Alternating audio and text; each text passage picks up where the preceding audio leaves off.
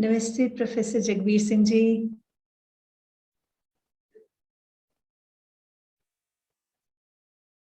So we are very humbled once again to have Professor Jagbir Singh ji with us, who is currently the Chancellor of Central University of Punjab. Can we spotlight Jagbir ji and go to the next slide? Jagbir ji will be taking us through the Vishaya, India's knowledge systems, content, philosophy, schools, texts, thinkers, and epistemic traditions from Sikh Dharma. The topic is Sikh Dharma. आज हमने सुबह से सनातन धर्म, बौद्ध धर्म, जैन धर्म सबके बारे हमने आज सुना. अब हम चौथे ट्रेडिशन में जा रहे हैं, that is Sikh Dharma by Professor Jagbir Singh ji. Richa ji, sorry, just 1 minute. I think he has dropped off. We'll just connect with him and request him to join back. Yeah. Yes, yes.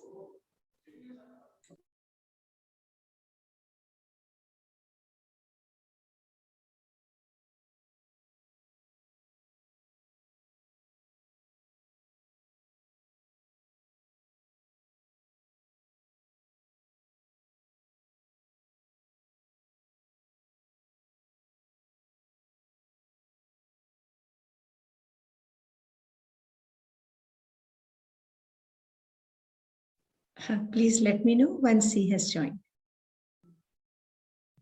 Pranam, sir. Pranam. So here we have Professor Jagbir Singh ji, the Chancellor of Central University of Punjab, to take us through Sikh Dharma.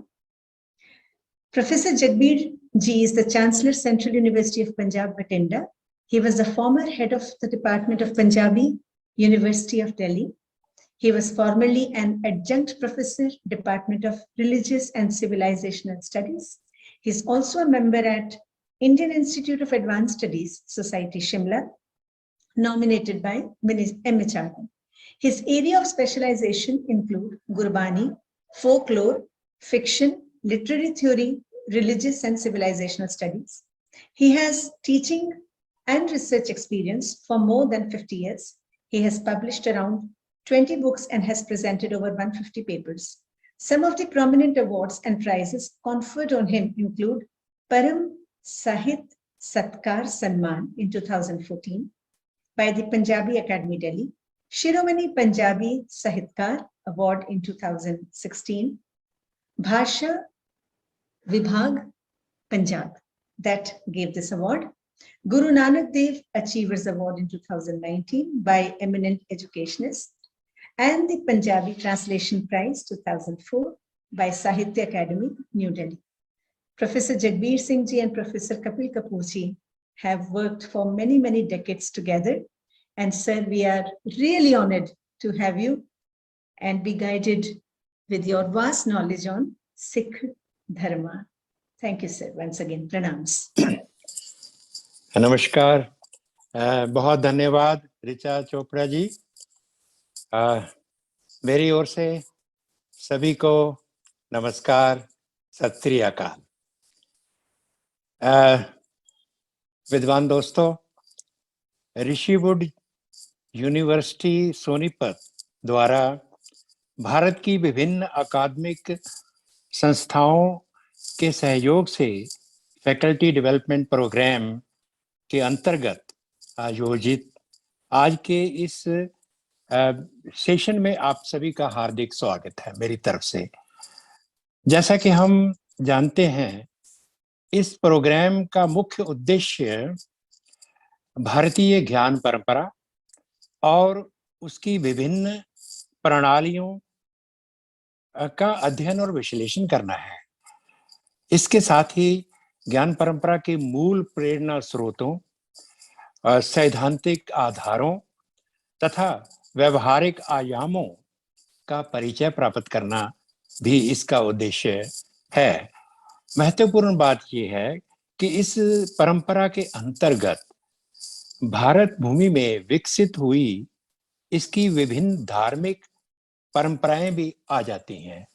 मैं इस आज के इस programme में, faculty development programme में, सबसे पहले तो मैं ऋषिवुड यूनिवर्सिटी और सभी सहयोगी संस्थाओं को धन्यवाद देना चाहता हूँ और उनकी प्रशंसा करता हूँ कि उन्होंने एक ऐसे विषय को लेकर ये प्रोग्राम चलाया है जिसकी आज के संदर्भ में हमें बेहद जरूरत है।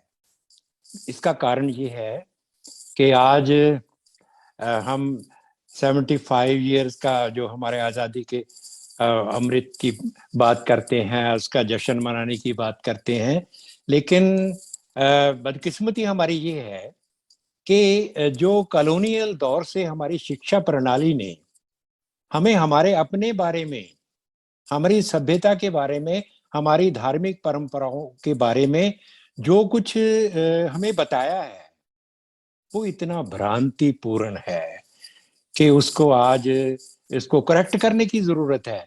और वो करेक्ट तो तभी होगा जब हम कुछ चिंतन करने वाले, सोच विचार करने वाले, विभिन्न विषयों से संबंधित जो लोग हैं एक साथ मिलके उस विषय को देखें, विचारें कि कौन सी भ्रांतियां किस कारण से हमें 75 साल में जो शिक्षा हमें दी गई, हमें तो अपनी सभ्यता और संस्कृति के बारे में इतना उन्होंने मार्जिनलाइज किया, हमारे गौरव में उस परंपरा को, कि हम अपनी जड़ों से जुड़ ही नहीं सके। तो आज की इस आज के सेशन में मुझे जो इस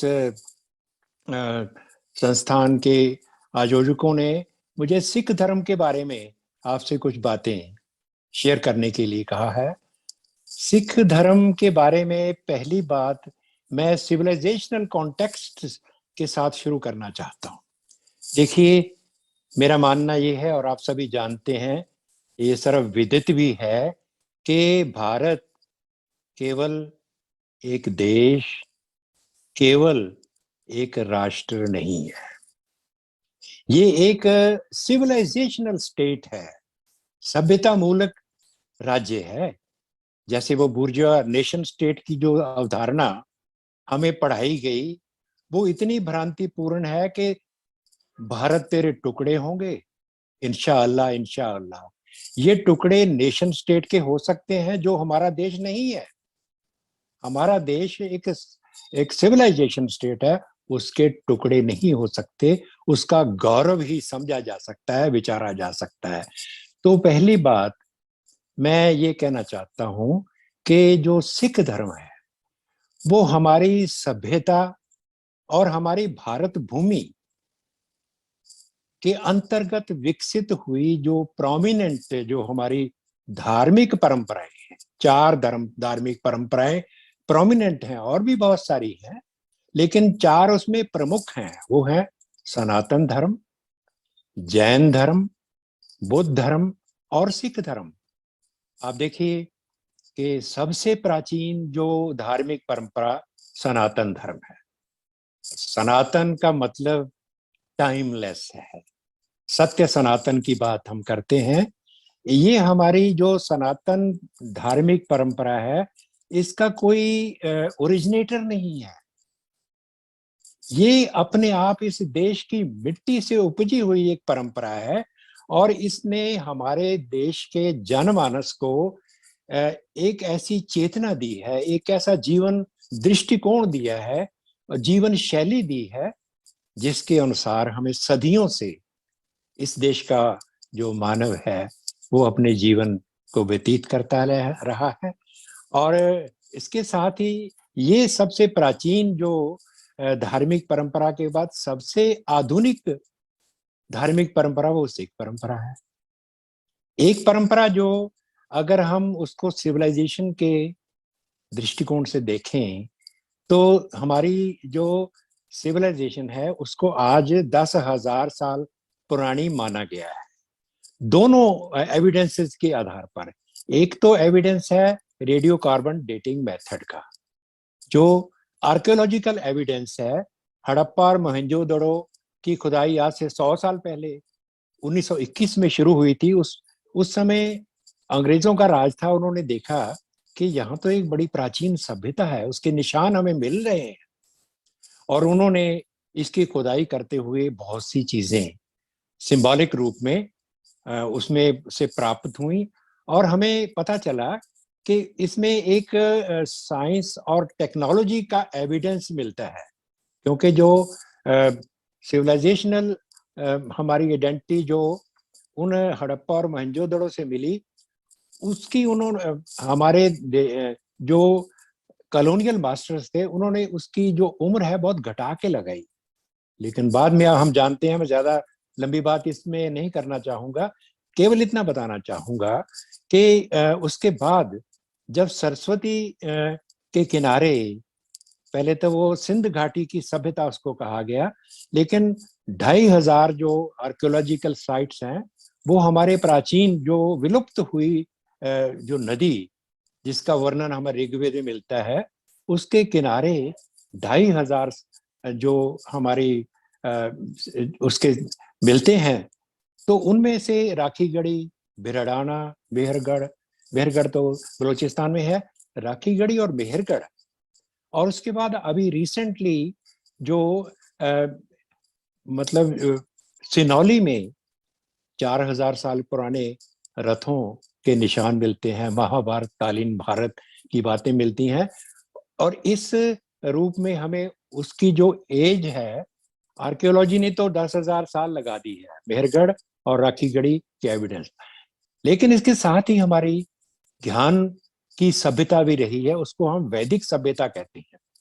वैदिक सभ्यता के बारे में भ्रांतियां जो कॉलोनियल मास्टर्स ने डालने की कोशिश की, उन्होंने ये एक मिथ्या एक विमर्श सामने लाया कि आर्य, ब्राह्मण और वेद ये तीनों बाहर से आए हैं, जो बहुत ही भ्रांति मूलक और एक हमारे देश की संस्कृति को तोड़ने वाली धारणा थी।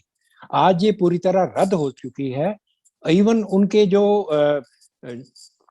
उनके ओरिजिनेटर थे उन्होंने खुद ही इसको विड्रॉ कर लिया, लेकिन हमारे जो कुछ जिनको हम एमिनेंट हिस्टोरियंस कहते हैं, उन्होंने अभी तक इस फॉल्स डिस्कोर्स को जारी रखा है। तो खैर मैं कहना चाहता हूं कि हमारे जो सिख धर्म है, इस धर्म की जो आदि गुरु और इसके प्रवर्तक गुरु नानक देव आज से 550 साल पहले पंजाब में, जो पश्चिमी पंजाब में जो आज पाकिस्तान में है, तलवंडी में उनका जन्म हुआ। तो उनका संबंध एक उसी भारतीय परंपरा के साथ कैसे जुड़ा, जब उनकी जीवन गाथा को देखते हैं और उनकी वाणी को विचारते हैं, तो फिर हमें पता चलेगा कि सिख धर्म के जो आदि गुरु हैं, आदि प्रवर्तक हैं, उनका जीवन का संदेश क्या है, और वो संदेश हमारी भारत की जो सनातन जो सभ्यता की परंपरा है उसके साथ जुड़ा हुआ है, मिला हुआ है ज्ञान के रूप में। आप देखिए कि हमारे जो चारों धार्मिक परंपराएं हैं, इनमें केंद्रीय अवधारणा में दो बातें काम कर रही हैं। हमारी सभ्यता एक नॉलेज सेंटर्ड, ज्ञान और धर्म केंद्रित सभ्यता है। ऋग्वेद में इसका हमें मिलता है। उसमें दो अवधारणाएं बहुत ही महत्वपूर्ण हैं जो गुरबाणी तक आती हैं। मैं सबसे पहले उस लिंक को, उस हमारी सनातन सोच जहां से शुरू होती है वहां से बात करना चाहता हूं। ऋग्वेद में दो अवधारणाएं हैं, एक है ऋतम, दूसरा है सत्यम। सत्यम पहले, ऋतम। तो ये क्या है? सत्यम का मतलब है कि अल्टीमेट रियलिटी, एक परम सत्य जो इस जीवन और यथार्थ की वास्तविकता के साथ जुड़ा हुआ है। तो वहां से हमारे ऋषियों ने जीवन के बारे में सिद्धांतीकरण किया। जीवन क्या है, मानव क्या है, संसार क्या है, ब्रह्मांड क्या है। ये हमारी सभ्यता में जो दर्शन शास्त्र की दृष्टि है वो सत्यम की अवधारणा के साथ जुड़ी हुई है। और इसके साथ सत्य की टेक्नोलॉजी क्या है?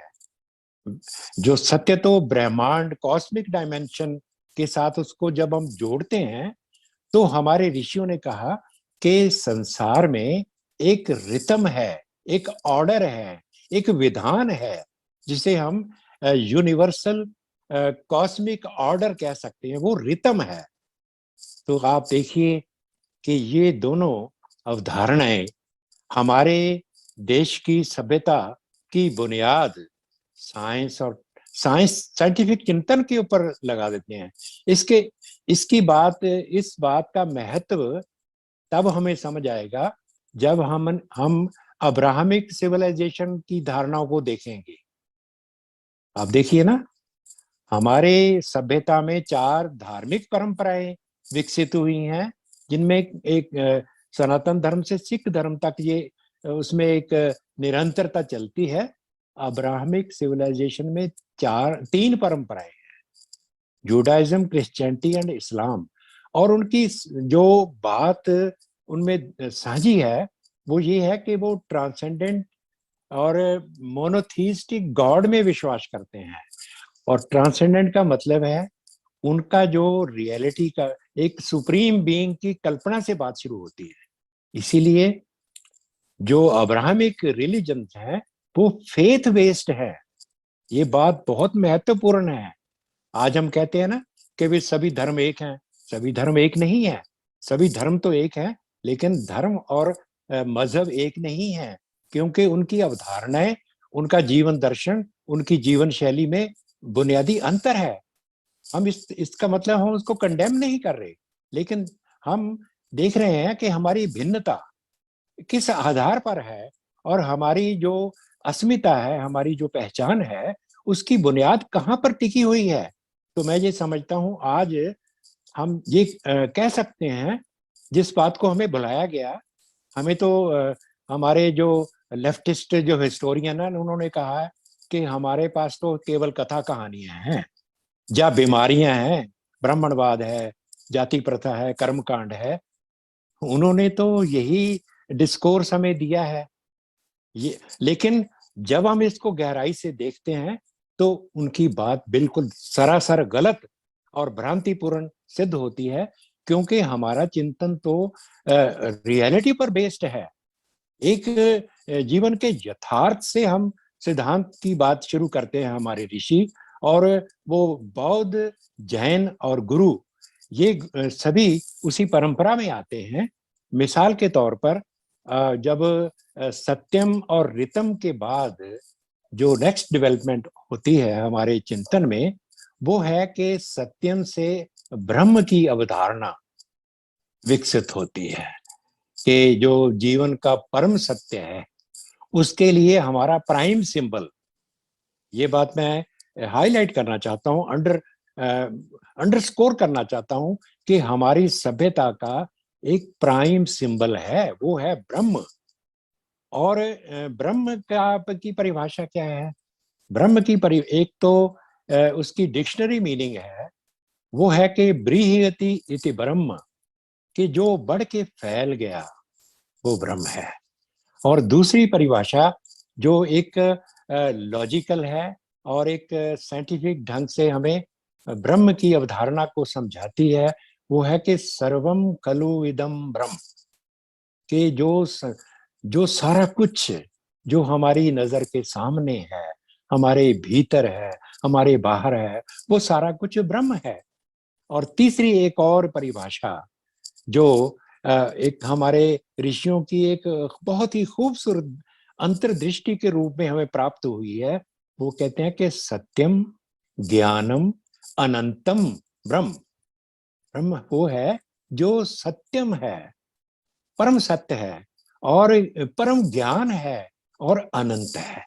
आप देखिए, जो गुरु नानक देव जी अपनी वाणी की जो पहचान स्थापित करते हैं, उनका एक मैं सूत्र रूप में आपको बताना चाहता हूं कि कैसे हाँ, जो सिख धर्म का जो चिंतन है वो हमारी सभ्यता की परंपरा से जुड़ जाता है। वो गुरु जी कहते हैं कि गावहो गीत न बिरहड़ा, गावो वो वाणी के बारे में कहते हैं, जो वाणी मैं बोल रहा हूँ वो क्या है, गाव हो गीत न बिरहड़ा, नानक ब्रह्म विचारो। गुरु जी कहते हैं कि जो मैं ये वाणी गा रहा हूँ, ये कोई गीत नहीं है, ये कोई लोकगीत की वानगी भी नहीं है जिसको हम कहते हैं बिरहड़ा। बिरहड़ा पंजाबी लोकगीत की एक वानगी है। गुरुजी कहते हैं कि जो मैं गा रहा हूं ना तो वो केवल गीत है, गीत माध्यम है जरूर है, लेकिन वो गीत नहीं। गावो गीत ना बिरहड़ा, नानक ब्रह्म विचारो। और एकदम मुझे भक्त कबीर जी की भी का एक कथन याद आया कि लोग जाने ये गीत है। वो भी यही बात कहते हैं, गुरु नानक देव जी से पहले हुए हैं, परंपरा वही है कि लोग जाने ये गीत है, ये तो ब्रह्म विचार।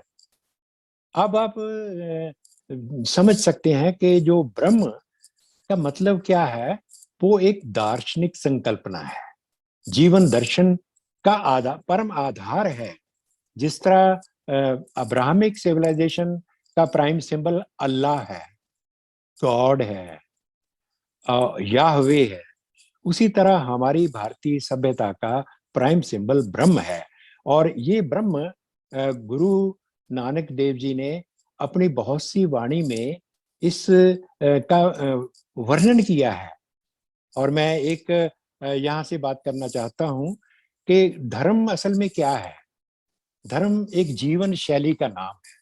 हमारे चारों धर्मों में सूत्र रूप में जो धर्म की अवधारणा क्या है, पहले तो हम इसको समझें तो फिर पता चलेगा कि सनातन से लेकर सिख परंपरा तक धर्म की जो अवधारणा है, जैन और बौद्ध धर्म से होती हुई एक ही है। और वो कि धर्म हमारी परंपरा में कोई मजहब नहीं है, पंथ भी नहीं है। धर्म तो है यूनिवर्सल मॉरल ऑर्डर। और इसका सबूत क्या है? इसका सबूत ये है कि धारयति इति धर्म। हमारी परंपरा में धर्म की जो डेफिनेशन ही ये है कि जो धारण करती है, जो धारण करता है वो धर्म है। और गुरु नानक देव इस बात को एक फोकलोर के माध्यम से समझाते हैं। वो कहते हैं, तौल धर्म दया का पूत, संतोख थाप रखिया जिन सूत। के जो धर्म है वो तो एक मिथिकल ऑक्स है, एक मिथिकल बैल है। जो हमारी लोक परंपरा में ये धारणा चली आ रही है कि जो दुनिया है, संसार है, धरती है, वो एक बल्द के सींगों पर टिकी हुई है, बैल के सींगों पर टिकी हुई है। तो गुरु जी कहते हैं कि ये सिंबॉलिक है। वो जो बैल है वो धर्म है, और वो दया का पुत्र है, और उस संतोष ने उसे थापा हुआ है। तो आप देखिए, धर्म, दया और संतोष, ये तीनों मॉरल वैल्यूज हैं। और इन मॉरल वैल्यूज के रूप में जो धारयति धर्म सनातन की परंपरा से होती हुई गुरबाणी में धर्म की अवधारणा वही है। आप बुद्ध धर्म में देख लीजिए कि बुद्धम शरणम गच्छामि, धम्मम शरणम गच्छामि, संघम शरणम गच्छामि। और इस तरह जो जीवन शैली धार्मिक परंपराओं में हमारे प्रचलित हुई है, अगर उसमें देखें तो चारों जो हमारी धार्मिक परंपराएं हैं उनमें एक मॉरल ऑर्डर की बात को माना गया है। बड़े सिंपल रूप में हम ये कह सकते हैं कि अगर हम सनातन धर्म को देखें तो उसमें तो सिंपल दो दृष्टियां हैं। उसमें एक सार है धर्म का। हिंदू धर्म का सार, सनातन धर्म का सार क्या है कि ये वर्ण आश्रम धर्म है। ये वो धर्म है जिसमें एक वर्ण का एक धर्म है। हर वर्ण और हर आश्रम, मानव की जो मानव समाज की जो व्यवस्था है, इसमें जाति प्रथा की बात नहीं हो रही। वर्ण और जाति में फर्क है। वर्ण का आधार कर्म का है। वर्ण जो उसका संबंध एक डिवीजन ऑफ लेबर के साथ है, उसमें जन्म के साथ कोई संबंध नहीं है। तो चार वर्ण हैं, ये उन चारों की एक अपनी अपनी ड्यूटी है, अपना अपना धर्म है। इसी तरह मानव जीवन के चार, ब्रह्मचारी आश्रम, गृहस्थ आश्रम, वानप्रस्थ आश्रम और संन्यास आश्रम, ये चार आश्रम हैं। इसका मतलब है एक ऐसी जीवन शैली जो हमें एक इंटेग्रेटेड जीवन का संदेश देती है, वो हमारे ऋषियों ने धर्म के रूप में हमें दी है। और इसमें चार चार पुरुषार्थों की बात आती है। ये दो, वर्ण आश्रम और पुरुषार्थ, ये हिंदू धर्म का सार तत्व है। और अगर आप जैन धर्म को देखो तो जैन धर्म में त्रि रत्न की बात की है, रत्न त्रय की बात कही है। रत्न त्रय क्या है कि एक राइट फिलोसफी और right knowledge and right conduct. तो मतलब ये वही नैतिक मूल्यों को किस तरीके से हमें व्यक्तिगत रूप में और सामाजिक रूप में संचालित करना है, ये जैन धर्म में भी उसी तरह का चिंतन हमें मिलता है। बौद्ध धर्म में चार आर्य सत्यों की बात कही गई है कि चार हमेशा रहने वाली सच्चाइयां हैं कि दुनिया दुखों का घर है, दुख का कारण है, कारण का निवारण है और निवारण का एक रास्ता है जिसको अष्टमार्ग कहा गया है। इसी तरह सिख धर्म में भी दो सूत्र में बात कही गई है। सिख धर्म को अगर कहें कि सिख धर्म की धार्मिक दृष्टि क्या है, दार्शनिक दृष्टि में और धार्मिक दृष्टि में मैं फर्क करता हूं। दार्शनिक दृष्टि की बात हम आगे करेंगे, लेकिन धर्म की बात तो बड़ी सिंपल है। वो कहते हैं धर्म के तीन तत्व हैं, नाम, दान, स्नान। नाम जपो और किर्त करो, वंड के छको। ये तीनों सिंपल जो एक मानव जीवन का आदर्श जीवन जो विधान है, जीवन शैली है, वे ऑफ लाइफ है, इसके तीन मूल आधार हैं। नाम का संबंध क्या है?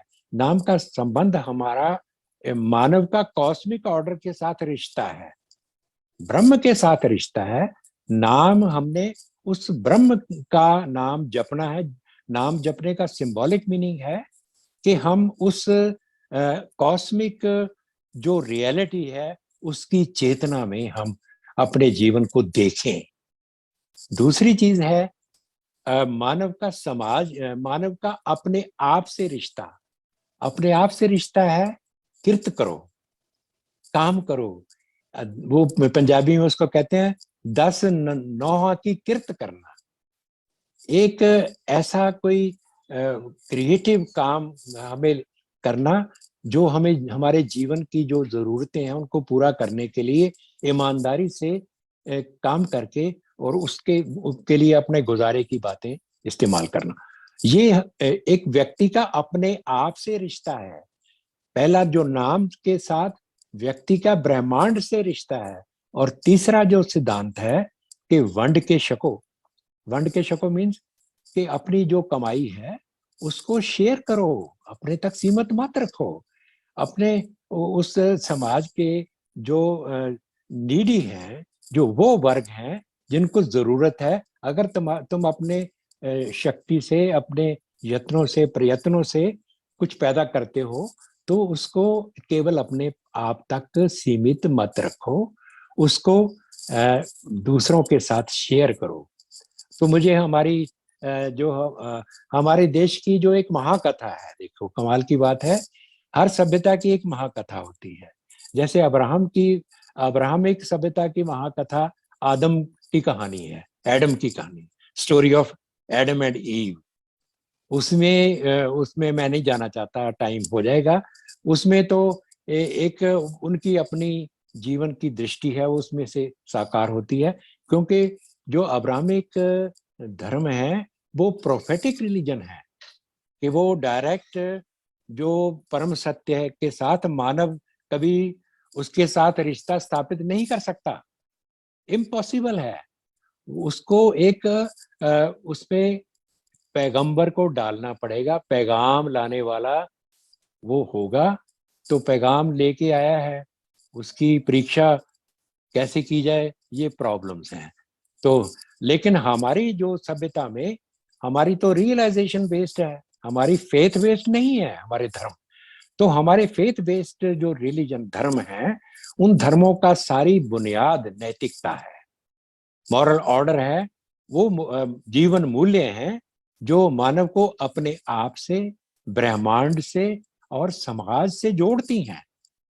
तो ये एक ऐसा होलिस्टिक वर्ल्ड व्यू है जो हमें गुरु नानक वाणी में, उनकी रचनाओं में मिलता है। ये पहली बात जो मैं आपसे शेयर करना चाहता था कि जो सिख धर्म की पहचान को अगर हम देखें, मैंने दो बातें आपसे शेयर की हैं कि एक तो सिख धर्म अपने आप में एक कंप्लीट वर्ल्ड रिलीजन भी है। जैसे जो हमारे चारों धार्मिक परंपराएं हैं, सनातन, जैन, बौद्ध और सिख, ये इंडिपेंडेंट वर्ल्ड रिलीजन है आज, इसमें कोई शक नहीं है। लेकिन इनमें सिविलाइजेशनल साझ है, सभ्यता और संस्कृति की बहुत सी अंतर्दृष्टियां हैं जो इनको जोड़ती हैं। तो मेरा तो मानना ये है कि हमारी सभ्यता अनेकता में एकता का एक उदाहरण है। इसमें अनेकता भी है और एकता भी है। इसमें निरंकुश एकता नहीं है जैसी अब्राहमिक में है। अब्राहमिक सिविलाइजेशन में तो हर धर्म ये एक उसका दावा करता है कि सत्य केवल हमारे पास है, मेरे पास है।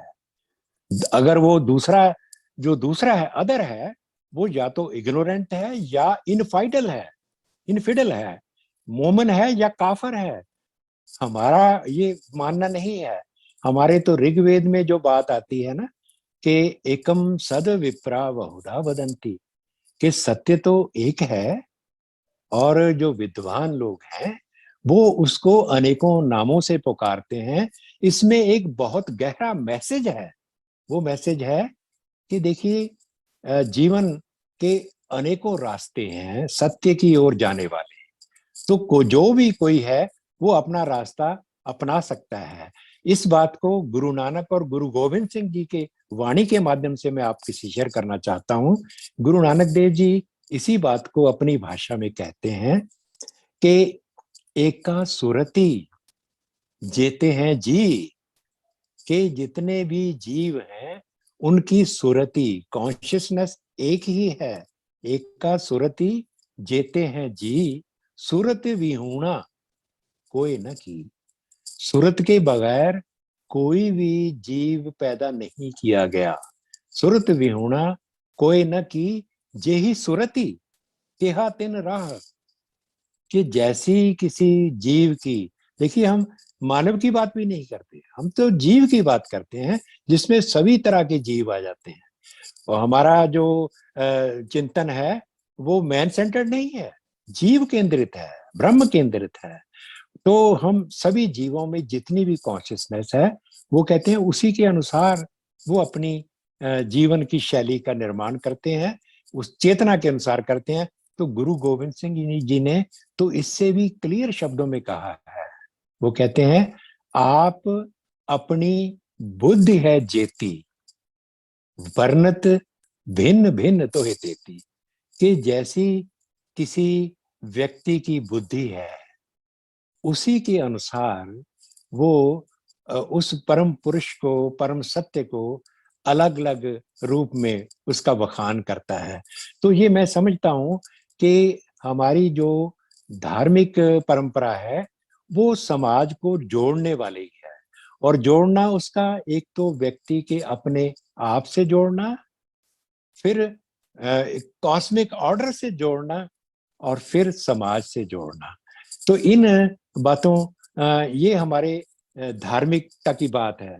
मैं ये समझता हूँ कि आज बड़ी खूबसूरत बात ये है कि जब हम अपनी सिविलाइजेशन की स्टडी करते हैं, जिसको हम आज कहते हैं कि सरस्वती सिंधु सभ्यता, या इसको शुरू में सप्त सिंधु की सभ्यता कहा जाता था।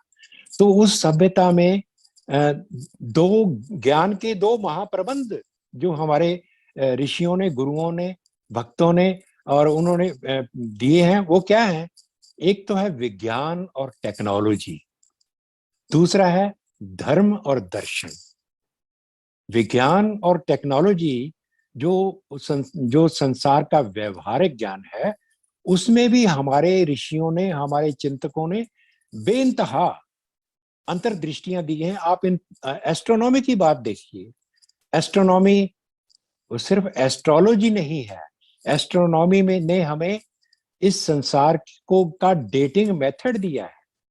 हमारे ऋषियों ने जो ग्रहों की का अध्ययन करते हुए, सितारों का अध्ययन की कॉन्फ़िगरेशन का अध्ययन करते हुए, ये उनके निरीक्षण से ये एस्टेब्लिश किया कि जो सारे जो ग्रह हैं ये एक चाल में चलते हैं और 25,000 साल बाद वही वो दोबारा वो आती है। तो इस तरह उन्होंने जो ग्रहों की जो पोजीशन है उसको बेस बना के, जो सूर्य ग्रहण कब लगेगा, चंद्रमा ग्रहण कब लगेगा, बिना किसी ऑब्जर्वेटरी के, अगर हमारे ऋषियों ने वो पंचांग में हमें बताया है, तो इसका मतलब है कि हमारा जो साइंटिफिक और टेक्नोलॉजिकल ज्ञान है बहुत विकसित था। तो इस विकसित ज्ञान की बात तो हम जानते हैं, लेकिन आज जो हमारे पास मसला है वो धार्मिक परंपराओं से जुड़ा हुआ है, सिख धर्म से जुड़ा हुआ है। तो उसमें हम कह सकते हैं कि जो धर्म और दर्शन का पक्ष है, सिख धर्म और दर्शन की विशेषता क्या है। धर्म की तो बात मैंने आपसे शेयर कर ली कि सिख धर्म हमें जीवन जीने की वो एक कुछ बुनियादी मॉरल वैल्यूज देता है, जो हमें हमारे समाज के साथ रिश्ता स्थापित करने की बात करते हैं। और उसमें दूसरी बात जो है वो दार्शनिकता की है। दार्शनिकता में आप देखिए कि ये विश्व क्या है, मैन क्या है, सृष्टि रचना कैसे पैदा हुई। गुरबाणी में ये बात भी बहुत खूबसूरत अंदाज से पेश की गई है। मैं एक छोटी सी रचना के माध्यम से बताना चाहता हूँ कि गुरु नानक देव जी ने सृष्टि रचना के बारे में क्या बात कही है। वो कहते हैं, साचे ते पवना भया, पवने ते जल होए, जल ते तिर भवन साजिया, घट घट आप समोए। बहुत संक्षेप में इस सृष्टि रचना के बारे में उन्होंने एक बुनियादी बात कह दी। वो क्या कहा, साचा। साचा मीन्स, एक तो देखिए परम सत्य को हमने दोनों रूप में देखा है। एक तो ultimate reality and supreme being. Ultimate reality हमारी सिर्फ मटेरियल नहीं है, ये चेतन है। सत्य, चित्त और आनंद के रूप में हम परम सत्य को डिफाइन करते हैं। तो गुरु जी ने कहा है कि जो परम सत्य है वो साचे के रूप में, सुप्रीम बीइंग के रूप में उसने क्या किया, साचे ते पवना भया। उससे पहले, सबसे पहले तो हवा पैदा हुई, पवने ते जल हुए। आप देखिए कि एक कॉमन सेंस को किस तरह एक साइंटिफिक व्यू में ढालने की बात कही है। ये साइंटिफिक व्यू है कि एब्स्ट्रैक्ट टू कंक्रीट यात्रा है। साचे ते पवना भया, पवने ते जल होए, जलते तिर भवन साजिया। और जल से ये तीन लोकों की रचना हुई। और आखिरी बात बहुत इंपॉर्टेंट है कि घट घट आप समोए। वो रचना करके छोड़ नहीं दिया जैसे अब्राहमिक सिविलाइजेशन में है। अब्राहमिक सिविलाइजेशन में तो ये है कि कुन फीकुन, कि गॉड ने कहा कि हो जा, सृष्टि हो गई तो खत्म।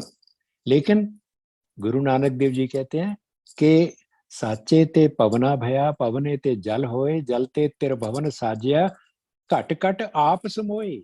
कि उसमें अपने आप को घट घट में रख दिया है।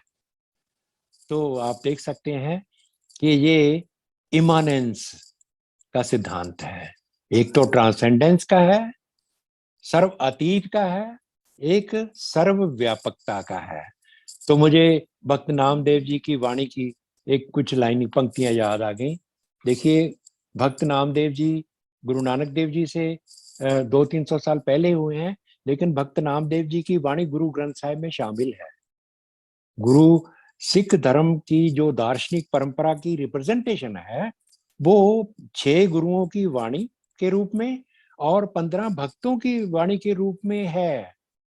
आपको हमें सबको समझने की बात यह है कि जो गुरु ग्रंथ साहिब है ये ज्ञान ग्रंथ है हमारी सभ्यता का। और जैसे ऋग्वेद एक नॉलेज टेक्स्ट है, जैसे प्रोफेसर कपिल कपूर जी से मैंने ये सारी बातें समझी हैं जब मैं एनसाइक्लोपीडिया ऑफ इंडियन और हिंदू धर्म का जो एनसाइक्लोपीडिया पे काम कर रहे थे 5-6 साल काम किया है, तो बहुत सी बातें हमें पता चली, क्योंकि पढ़ाया तो कहीं गया नहीं हमें। तो हमने ये देखा कि जो हमारी सभ्यता की ये सभी बातें हैं इनको देखने के लिए हमें बिल्कुल निष्पक्ष रूप में अपनी विरासत को, ज्ञान की और दार्शनिकता की विरासत को समझने और समझाने की जरूरत है। तो मैं बात कर रहा था कि गुरु नानक देव जी ने ये बात जो कही सृष्टि रचना की, कि रचना कैसे हुई, उनकी एक और रचना है। वो रचना वो हमारे ऋग्वेद से जुड़ेगी, मैं इसलिए आपसे शेयर करना चाहता हूँ। गुरु नानक देव जी कहते हैं कि जब ये सृष्टि नहीं थी तो तब क्या था, और वो नहीं थी उसमें से कैसे रचना हुई। बहुत खूबसूरत रचना है जिसको मारू सोहले का नाम दिया गया है। मारू राग में है और सोहले के रूप में, सोहले का मीन्स है 16 स्टैंजाज, 16 पदों वाली एक रचना गुरु नानक देव जी की रचना है, जिसमें सृष्टि रचना से पूर्वली अवस्था को बात कहा है। कहते हैं कि अरबद नरबद धुंधुकारा, अरबों खरबों साल पहले क्या था, एक धुंध थी।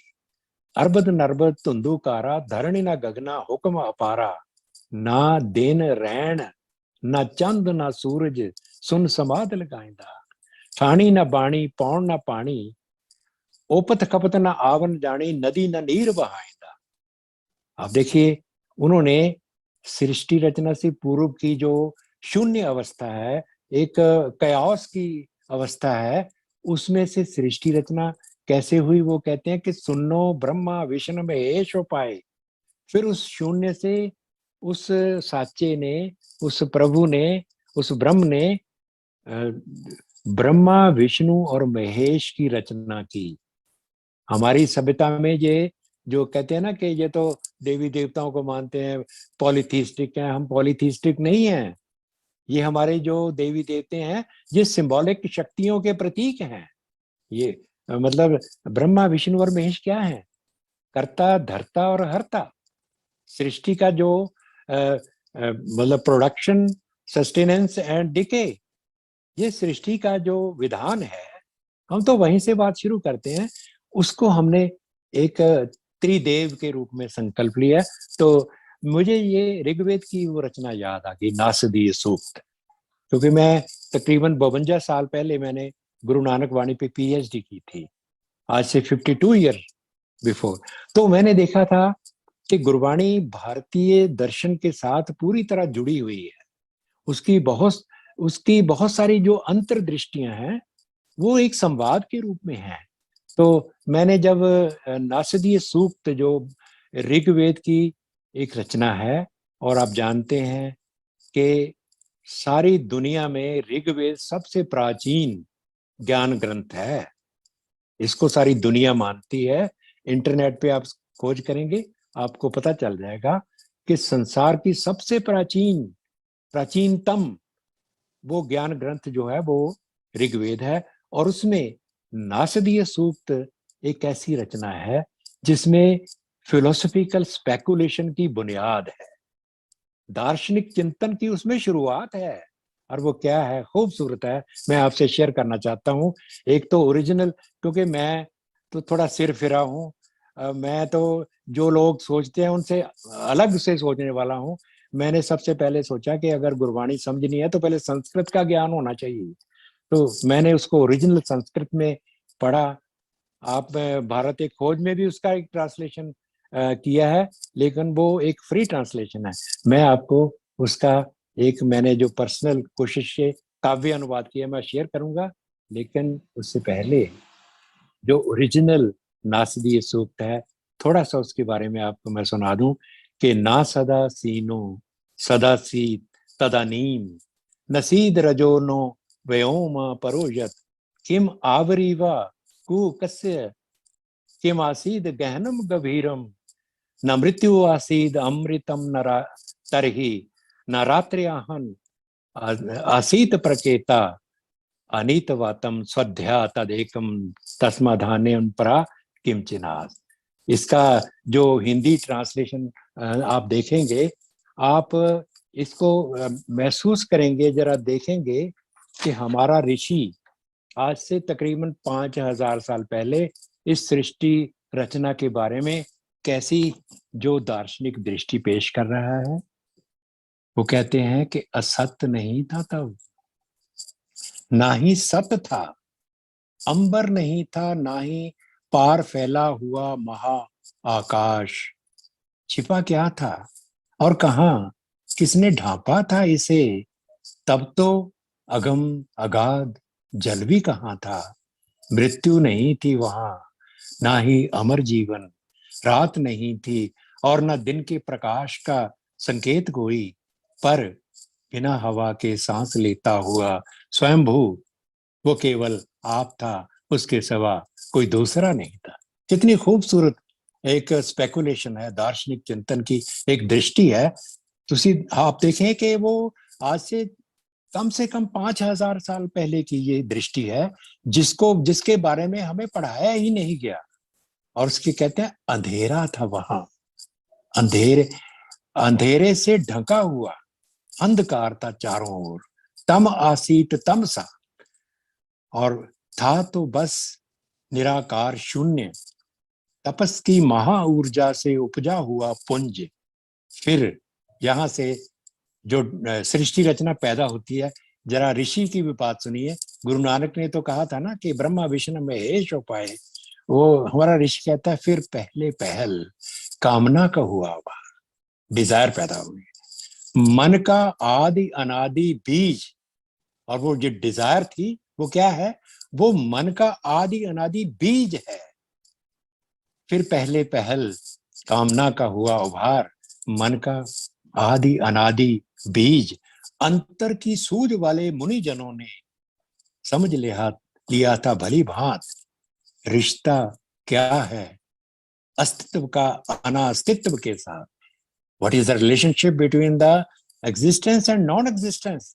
कितनी खूबसूरत और सूक्ष्म बातें हमारे ऋषियों ने सोची हैं उस वक्त, जब ये कोई भी अब्राहमिक धर्म पैदा ही नहीं हुए थे।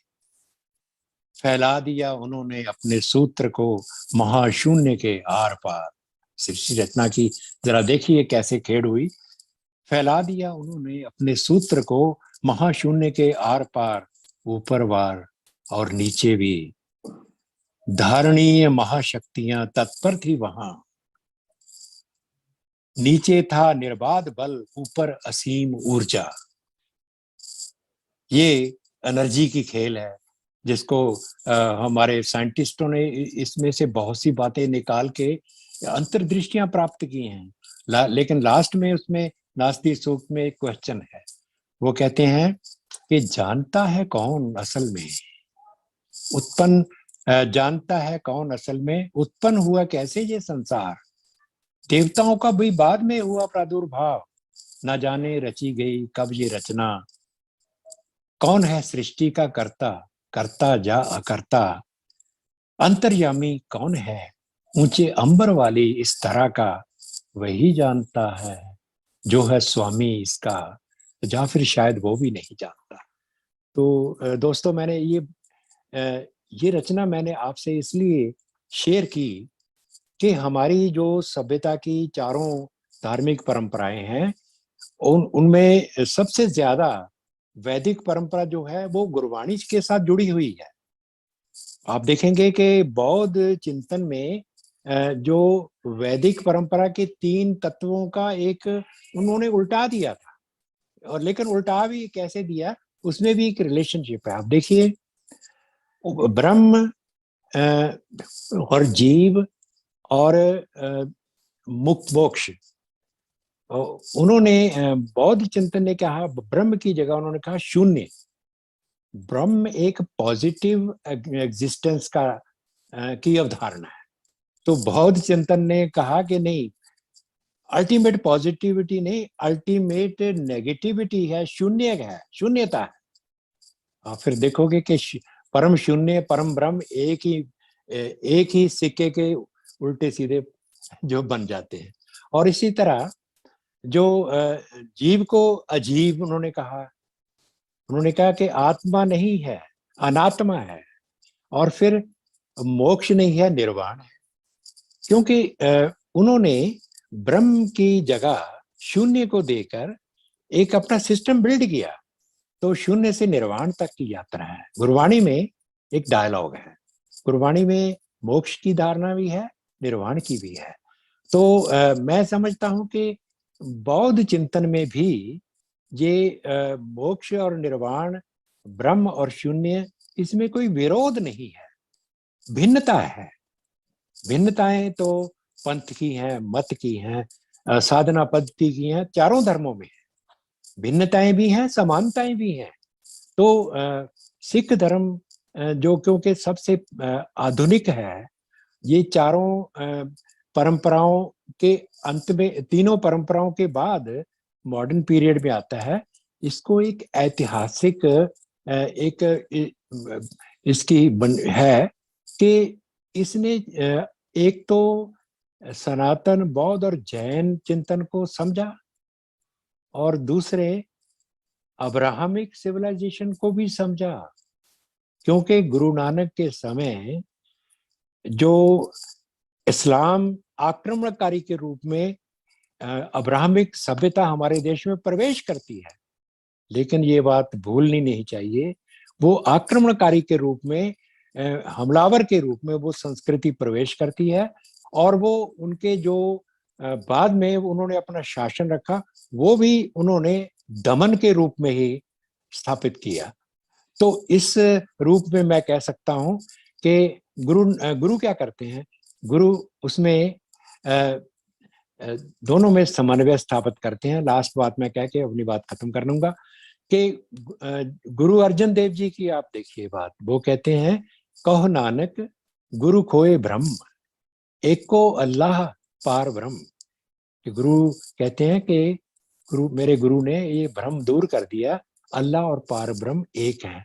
लेकिन मैं निवेदन करना चाहता हूँ, ये बात हम कह सकते हैं, अब्राहमिक रिलीजन वाले कभी नहीं कहेंगे कि अल्लाह और पार ब्रह्म एक हैं, क्योंकि उनकी सैद्धांतिक धारणाएं अलग हैं। आज के लिए इतना ही काफी है। मैं कुछ संकेत देख रहा था कि शायद मैं ज्यादा समय ले गया हूँ। बहुत बहुत धन्यवाद। बहुत बहुत धन्यवाद professor Jagbir Singh ji.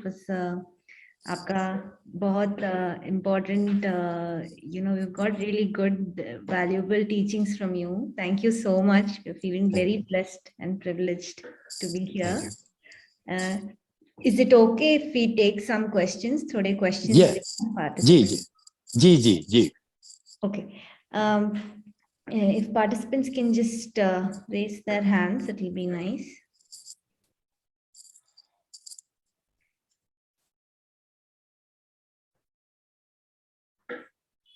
Yes, Dr. Rajat, please go ahead. जी, नमस्ते जी, बंद कर देंगे unmute. In our tradition, in the Indic traditions, we always talk of unity among religions, while the Abrahamic traditions, they always maintain their differences. Yes. Now we have to have a certain change. Like, I appreciate the way you very plainly elucidated on this particular issue, because we have been harping on unity of religions, but they have been harping on difference among religions. So in our way, we are not going to finally achieve anything, because that unity which we are seeking, we are not able to establish, because they are bent on their own differences. So what is the path that we should take? Whether we should change our approach also, So what is your take on that? I think it's a very important question. In my view, we should ask the other civilization. मैं हिंदी में जरा बात करूंगा, ज्यादा ठीक रहेगा क्योंकि मैं तो पंजाबी का प्रोफेसर रहा हूँ. मेरी समझ में ये है कि आज के दौर में अब्राहमिक रिलीजन्स को जो आत्म मंथन करने की जरूरत है. हमारे जो भक्ति लहर थी उसने तो एक रेनेसां मूवमेंट पैदा की थी कि अपने मध्य युग में जो क्लासिकल विजडम थी उसको नए चिंतन में जो धर्म की परिभाषा, आध्यात्मिकता की परिभाषा, जाति प्रथा की परिभाषा उन्होंने दे दी थी. वो एक हमारी परंपरा है. आज प्रॉब्लम ये है कि हम अब्राहमिक रिलीजन्स के साथ जो डिफरेंसेस हैं वो बहुत गहरे हैं. वो गहरे इसलिए हमारी वजह से नहीं है, वो गहरे हैं कि उनकी धार्मिक अवधारणाओं में एक एक्सक्लूसिविटी है. हमारे जो चिंतन है वो प्लूरलिस्टिक है, इंक्लूसिविस्ट है. हम जो दूसरे को अपनाने में, पहल करने में तत्पर हैं. गुरु अर्जन देव कहते हैं कोई बोले राम राम, कोई खुदाए, कोई सेवे गुसैया, कोई अलाए, करण कारण करीम, कृपा धार रहीम. हमें कोई प्रॉब्लम नहीं है, लेकिन प्रॉब्लम तो वहां है. तो इसका मतलब है कि अगर आज की multi cultural, multi religious, multi civilisation world में अगर पीसफुल कोएग्जिस्टेंस का कोई रास्ता बनाना है तो अब्राहमिक रिलीजन को ही आत्म मंथन करने की जरूरत है. ये सत्य है. ये हम एक लिपापोती नहीं करते. हम ये मान ही नहीं. जो धर्म डायलॉग के विरोधी हैं, डायलॉग बराबर के लोगों में हो सकता है, धार्मिक परंपराओं में डायलॉग हो सकता है. जो सभ्यता ये समझती है कि सत्य तो मेरे पास है, तो इसके बारे में तो हंटिंगटन ने बड़ी खूबसूरत बात कही थी कि जो क्लैश ऑफ सिविलाइजेशन है उसका कारण क्या है.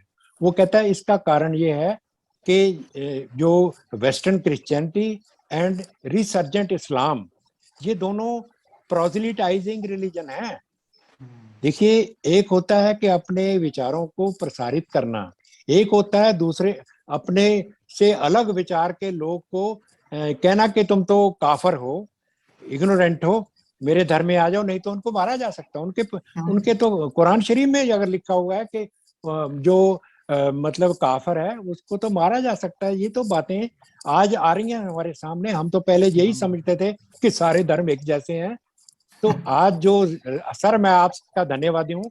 ये देखिए, आज सारी दुनिया में अगर एक पीसफुल कोएग्जिस्टेंस का माहौल बनाना है तो उसका हमारी सभ्यता उसके लिए मार्गदर्शन कर सकती है. वो है डायलॉग, संवाद. जब लग दुनिया रही है नानक, किच सुनिए किच कहिए, पहाड़ रहे हम रह न पाया, जीवतियां मर रही है. हम तो संवाद की परंपरा के हैं. तो संवाद तभी पॉसिबल है कि जब अब्राहमिक रिलीजन अपनी हठ धर्मी छोड़े और दुनिया के दूसरे लोगों को अपने बराबर की जगह दे.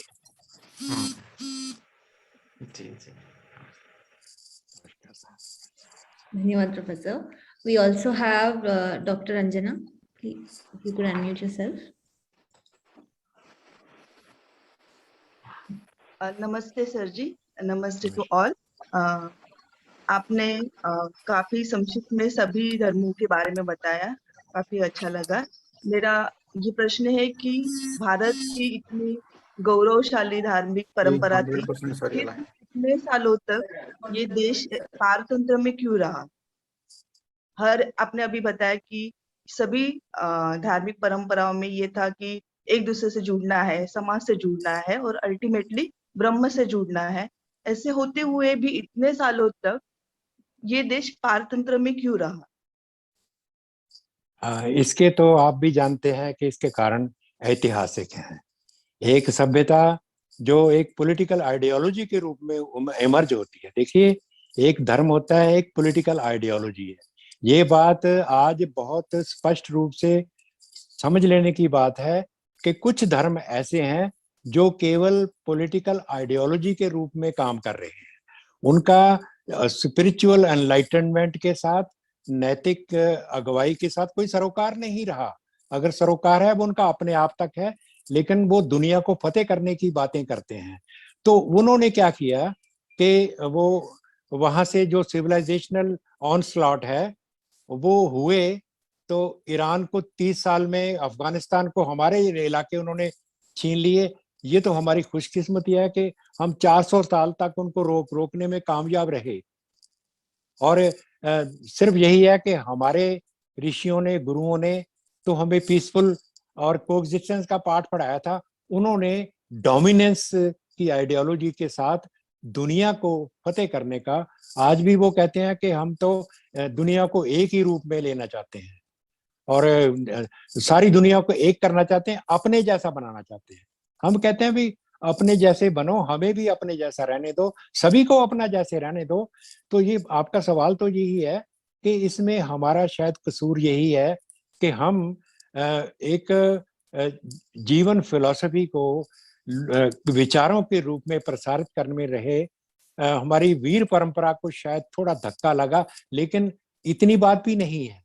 हमने उस डिफीट को हमने स्वीकार नहीं किया। जिन्होंने स्वीकार किया उन्होंने सलवार पहन ली, हमने स्वीकार नहीं किया। हम अपनी उसमें अस्मिता पे कायम रहे हैं। उसकी रेजिस्टेंस की मूवमेंट भी सारे हिंदुस्तान में रही है, पंजाब में रही है, महाराष्ट्र में रही है, सब जगह रही है। लेकिन ऐसे है कि ये तो पॉलिटिकल पावर ने डोमिनेट करने के जो हथियार विकसित किए उससे हम हारे अवश्य, लेकिन हमने हार मानी नहीं। अगर मानी होती तो हम भी कन्वर्ट होके ईरान की तरह हो जाते। वो 100% इस्लामिक बन गया है, हम नहीं बने।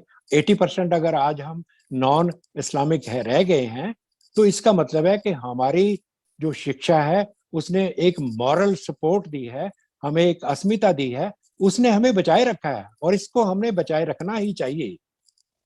यही मैं समझता हूँ। थैंक यू सर जी, नमस्ते। Yes. Any other questions? Yeah, Dr. Vipul ji, if you could just unmute yourself. Sir नमस्ते। मेरा सवाल मैं जानना चाहता हूँ खालसा पंथ के बारे में और जो खालिस्तान जैसा अभी मूवमेंट है उसका वर्तमान स्वरूप और जो खालसा संप्रदाय और पंथ बना, कुछ जानकारी दे तो अच्छा है। उसमें ऐसे है, बहुत अच्छा आपने कॉन्टेक्चुअल प्रश्न किया है। देखिए, जो खालसा पंथ है उसकी बुनियाद गुरु गोविंद सिंह जी ने रखी थी और वो इसका एक इतिहास है। मतलब ये है कि सिख परंपरा में 2 गुरुओं को शहादत देनी पड़ी। पहले गुरु अर्जन देव जी की शहादत हुई और उसमें आप देखिए तुज़-ए जहांगीरी में जहांगीर ने गुरु अर्जन देव जी को शहीद किया और उसने अपनी जो बायोग्राफी है तुज़-ए जहांगीरी, ये अवेलेबल है, उसमें वो 2 लाइनें कहता है कि ये ब्यास नदी के किनारे अर्जुन मल हिंदू एक बैठा हुआ है, उसने कुफर की दुकान खोली हुई है और मैं बड़ी देर से ये, जिसमें बहुत से हिंदू और मुसलमान उसके प्रचार का प्रभावित हो रहे हैं, और मैं बड़ी देर से सोच रहा था कि इस कुफर की दुकान को बंद कर दूं। तो आप देखिए कि सिख धर्म पीसफुल था, लेकिन एस्टेब्लिशमेंट ने उसके ऊपर ऑनस्लॉट करना शुरू किया। और फिर देखिए औरंगजेब ने जो गुरु अर्जन देव जी की शहादत के बाद सिख धर्म में एक परिवर्तन हुआ। उनके जो सुपुत्र थे गुरु हरगोबिंद जी, उन्होंने 2 तलवारें धारण की। एक मीरी और पीरी की तलवारें। पहले तो था कि स्पिरिचुअल मूवमेंट थी, लेकिन ट्रांसफॉर्मेशन शुरू हो गई। और जब गुरु तेग बहादुर जी की शहादत हुई, आप सभी जानते हैं कि कश्मीरी पंडितों के उपकार की उन्होंने, कि तिलक और जंजू राखा प्रभु ताका, गुरु गोविंद सिंह जी लिखते हैं। गुरु गोविंद सिंह जी खुद अपने पिता गुरु के बारे में लिखते हैं कि तिलक जंजू राखा प्रभु ताका, कीनो बड़ो कलू में साका, धर्म हेत साका जिन किया, शीस दिया पर सिरड़ न किया, तेग बहादुर सी क्रिया करी न किन्हु आन।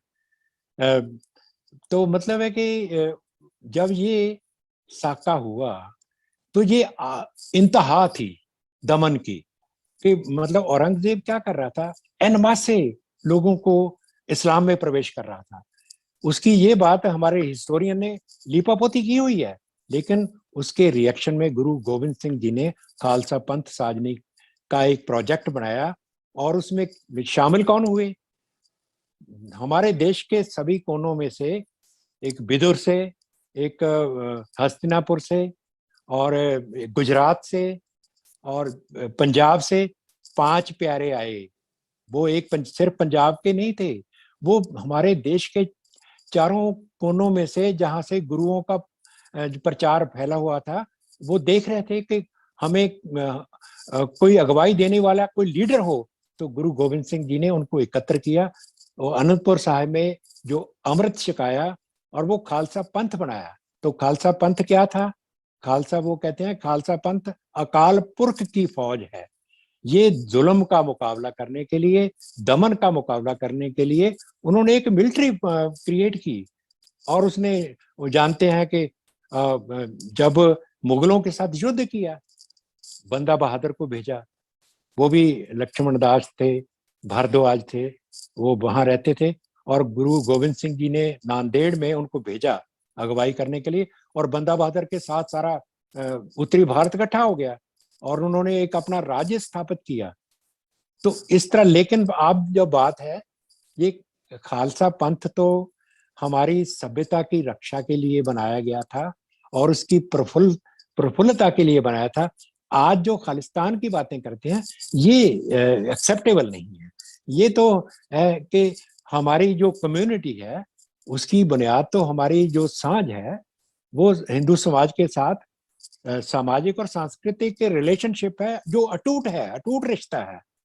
तो खालिस्तान हम किससे मांगेंगे? खालिस्तान मांगना है तो पाकिस्तान से मांगिए, वो नहीं आपको देंगे। जो आपको कह रहे हैं ना कि खालिस्तान मांगो, तो हिंदुस्तान से ही मांगो। हिंदुस्तान तो सारा खालिस्तान है। हिंदुस्तान तो सारे का सारा गुरुओं की दृष्टि से, हमारे ऋषियों की दृष्टि का अगर हम उनको देखें, तो हमारा तो ये राष्ट्र है। हिंदू राष्ट्र भी कह सकते हैं, खालिस्तान भी कह सकते हैं, मुझे कोई फर्क नहीं है। क्योंकि हमारा जो आइडिया है, वो किसी को डोमिनेट करने का नहीं है, किसी को दमन करने का नहीं है, प्रताड़ित करने का नहीं है। सभी को एक ऐसा प्लूरलिस्टिक वर्ल्ड व्यू है। तो ये मैं समझता हूँ एक दुश्मनों की चाल है कि हमें अपनी पेरेंट कम्युनिटी से, अपने देश की धरती से एलिनेट करने की ये साजिश है। इसको समझने की जरूरत है। सबसे ज्यादा हमारी अपनी कम्युनिटी को समझने की जरूरत है। सनातन कम्युनिटी तो हमारा साथ देती रही है, हमें सिर माथे पर बिठाती रही है। तो हमें खुद को, हमारे जो भटके हुए जो कुछ लोग हैं, उनको समझने की जरूरत है।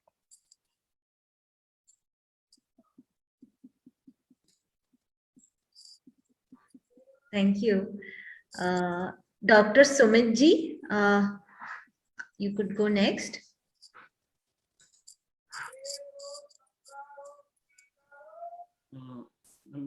नमस्कार सर। नमस्कार सर, मैं पॉलिटिकल साइंस का प्रोफेसर हूँ जी, दिल्ली यूनिवर्सिटी में। क्या बात है। मैं बस कंटेम्पररी आपसे क्वेश्चन पूछना चाहता हूँ। जी। ये हम सब जानते हैं कि सिख धर्म ने सबसे ज्यादा कुर्बानियां दी हैं धर्म के लिए। सबसे ज्यादा उन्होंने जो अपने धर्म की कट्टर मूल्य हैं, उनको बढ़ावा दिया है। मैं हाल फिलहाल का एक सवाल पूछ रहा हूँ।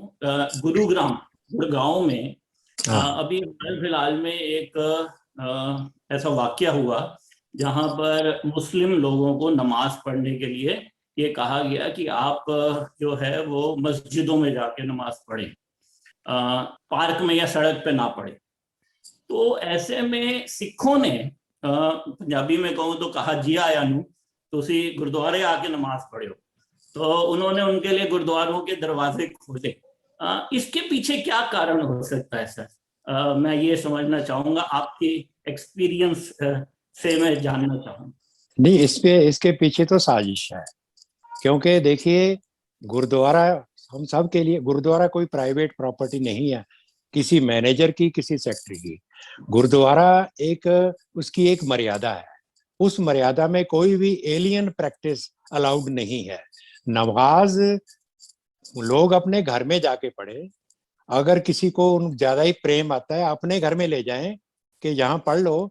गुरुद्वारे में it's not acceptable at all.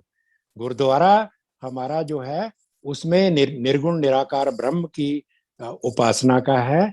उसमें नमाज का, जिस कम्युनिटी ने हमारे साहबजादों को शहीद किया, गुरुओं को शहीद किया, और पाकिस्तान और अफगानिस्तान में आज भी अगर आप देखो कि सिखों के को क्या कर रहे हैं, मुझे लगता है कि ये लोग बिके हुए लोग हैं कुछ। ये लोग जो अलाउ कर रहे हैं, या तो इनको पता नहीं या इनको बहुत ज्यादा पता है। ये शातिर लोग हैं, ये हमारी कम्युनिटी को हमें एलिनेट करना चाहते हैं अपनी पेरेंट कम्युनिटी से। इन लोगों के बारे में मेरी तो अवधारणा ये है कि इनको सख्ती से रोकना पड़ेगा। मैं तो खुद इसके खिलाफ लिखा है मैंने, और मैं इसका विरोध करता हूं कि हमें अपने गुरुद्वारों की जो सैंक्टिटी है, जो मर्यादा है, उसको किसी रूप में भंग नहीं होना देना चाहिए। नमाज का गुरुद्वारों के क्या ताल्लुक है? गुरुद्वारे में आके मुसलमान अगर गुरुद्वारे में आना चाहते हैं, वेलकम है, लेकिन वो कभी आके गुरु ग्रंथ साहब के सामने नतमस्तक नहीं होंगे। ये भी मैं आपको बता दूं, वो प्रसाद नहीं ग्रहण करेंगे। उन्होंने तो एक वीडियो में कहा भी है कि हाँ, हम नमाज तो पढ़ लेंगे लेकिन लंगर नहीं खाएंगे, क्योंकि हमारा मजहब अलाउ नहीं करता। तो एक तरफा ये सांझ का क्या मतलब हुआ? This is not acceptable at all.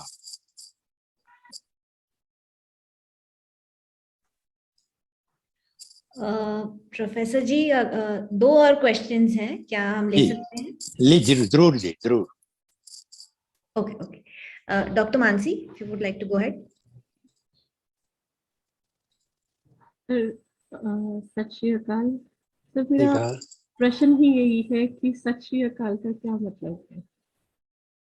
सत श्री अकाल का मतलब है कि जो अकाल है, जो टाइमलेस रियलिटी है, वो सत्य है। मतलब अकाल, देखिए, जो हमारी सनातन धर्म में ब्रह्म की अवधारणा है, एक तो है कि निर्गुण निराकार ब्रह्म, एक है सगुण साकार ब्रह्म। सगुण साकार का संबंध है सृष्टि रचना के साथ। जब सृष्टि रचना हो जाती है तो उसमें वही अकाल पुरख जो है वो काल पुरख बन जाता है। वो मतलब एक ईश्वर के रूप में आता है। लेकिन जब सृष्टि रचना नहीं है तो वो निर्गुण और निराकार रूप में स्थित रहता है। तो इसका जो ये ग्रीटिंग है सत श्री अकाल, कि हम उस अकाल के सत्य को, उस परम सत्य को, जिसको हम अकाल कहते हैं, अकाल पुरख भी कहते हैं, तो उसको हम परम सत्य मानते हैं। ये तो बड़ा सिंपल सा सैद्धांतिक बात है। ये मैं समझता सनातन दृष्टि है कि अकाल ही सत्य है।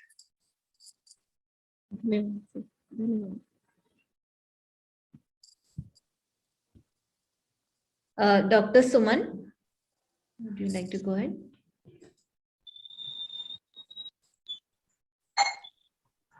Am I audible? Yes, you are. Jagjeev sir, आपको नमस्कार और सभी लोगों को नमस्कार।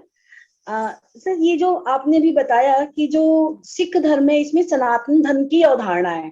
तीनों धर्म में, जैन धर्म, बौद्ध धर्म और सिख धर्म, तो क्या जो हमारा सिख धर्म है ये भी आत्मा और परमात्मा के सिद्धांत को मानता है कि आत्मा ही है? जी सर। हाँ, वो तो मैं एक सूत्र में गुरु नानक देव जी की कथन है कि आत्म में राम, राम में आत्म, चीनस गुर विचारा। कि आत्म में ही राम का निवास है और राम में आत्म का निवास है। जो आदि शंकराचार्य ने जो वेदांत का सूत्र दिया ना कि ब्रह्म सत्यम जगन मिथ्या जीवो ब्रह्म एव ना परा, तो गुरु नानक देव जी ने अपनी वाणी में यही बात कही है कि आत्म में राम, राम में आत्म, चीनस गुरु विचारा। और गुरु अर्जन देव जी ने तो बहुत ही स्पष्ट रूप में कहा है कि ब्रह्म में जन, ब्रह्म में जन, जन में पार ब्रह्म। तो सनातन जो दर्शन शास्त्र है ना, हमारा दर्शन शास्त्र भी मैं पढ़ रहा था, मैंने गुरु नानक दर्शन पे एक किताब लिखी है, तो उसमें देख रहा था कि हमारी दर्शन की अवधारणा बड़ी कमाल की। वो कहते हैं दृश्यते इति दर्शनम, यस यस, दृश्येन ही दर्शनम इति दर्शन।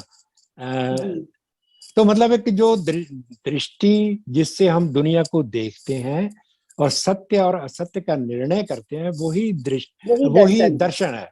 तो इस तरह तो दृष्टि हमारी ये है कि ब्रह्म और जीव में एक आत्मता है।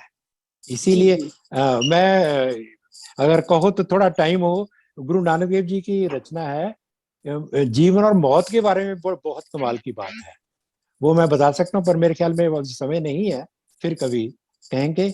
लेकिन आपके सवाल का जवाब यही है कि सनातन परंपरा में जो जीव और आत्म की, ब्रह्म की जो एकता का सिद्धांत है, वही गुरुवाणी में है। धन्यवाद सर। धन्यवाद। बहुत बहुत धन्यवाद जगबीर सिंह जी। Thank you. बहुत रोमांचक एक सेशन रहा। Thank you so much and really